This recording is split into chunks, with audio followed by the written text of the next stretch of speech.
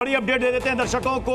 उमर अब्दुल्ला ने बडगाम सीट जीत ली है। दो जगह से उमर अब्दुल्ला ने चुनाव लड़ा है। बडगाम सीट से एक सीट से वो चुनाव जीत गए हैं। सुबह खबर आई थी कि दोनों सीट से उमर अब्दुल्ला लीड कर रहे थे। ये वो उमर अब्दुल्ला है जिन्होंने 370 हटने के बाद कहा था कि वो चुनाव नहीं लड़ेंगे। हालांकि लोकसभा चुनाव उन्होंने लड़ा, जहां पर राशिद इंजीनियर से वो हार गए। उसके बाद उन्होंने विधानसभा चुनाव लड़ा, वो भी दो सीट से। एक सीट बडगाम सीट उमर अब्दुल्ला ने जीत ली है। और पगड़ी की बात जो उन्होंने ये भी कहा था कि पगड़ी अपनी जो वो उतारने को तैयार है, जनता के बीच ले गए थे। सब कुछ आपके हवाले, ये कहा था उमर अब्दुल्ला ने। और उमर अब्दुल्ला की पगड़ी ऐसा लगता है कि जम्मू कश्मीर की जनता ने संभाल ली है, बचा ली है, क्योंकि यहां पर वो एक सीट पर जीत गए हैं। बडगाम सीट जीत चुके हैं। इस वक्त की बड़ी खबर आ रही है। साबरा साहब, अपनी बात आप पूरी करें। कहीं ना कहीं जम्मू कश्मीर में, जैसा कि सबको उम्मीद थी और बीजेपी खुद भी ये मान रही थी, स्ट्रेटेजी उसकी यही थी कि भाई कश्मीर घाटी में वोट बढ़ जाए, आपको ज्यादा सीटें ना मिलने पाए,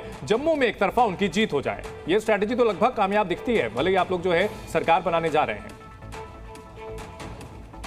देखिए, भारतीय जनता पार्टी ने केंद्र में सत्ता होने के कारण और केंद्र की सत्ता जो 10 वर्षों से वहां पर काबिज है, जो एलजी के जरिए से ये जो गवर्नर रूल वहां पर चल रहा था, उसके तहत इन्होंने कई सारी चीजें मैनेज करी है। डिलिमिटेशन वहां पर किया। डिलिमिटेशन में इन्होंने जम्मू के अंदर कुछ सीटें बढ़ाई हैं, कश्मीर के अंदर एक आध दो सीटें कम हुई हैं। तो ये सारा प्रयास आज से नहीं, बहुत सालों से चल रहा था। भारतीय जनता पार्टी ने स्ट्रेटेजिकली क्या करा कि जो छोटी पार्टियां हैं, राशिद इंजीनियर की पार्टी, साजिद लोन की पार्टी या अल्ताफ बुखारी की पार्टी, ये तमाम सारी पार्टियों को इन्होंने फाइनेंस किया। ये इनकी बी टीम है। और जितने भी इंडिपेंडेंट थे कश्मीर के अंदर, वो सारे वोट कटुआ इन्होंने प्लान किए थे ताकि नेशनल कॉन्फ्रेंस और कांग्रेस पार्टी के उम्मीदवार जहां भी खड़े हों जी, वहां पर उनकी वोट कटे और भारतीय जनता पार्टी वहां पर जीत करके आए। लेकिन ऐसा हुआ नहीं। ये तो खुद वहां पर 28 सीटों पर कश्मीर में लड़ाई नहीं है, इनकी हिम्मत ही नहीं थी। जिसने आर्टिकल जवाब दीजिए 370 हटाया और 370 के आधार पर इन्होंने पूरे देश में राजनीति की, पूरे देश के अंदर इन्होंने वोटें हथियाई। ठीक है, आरपी सिंह जी जवाब दीजिए। के अंदर इनको रिजेक्ट किया गया। ठीक है,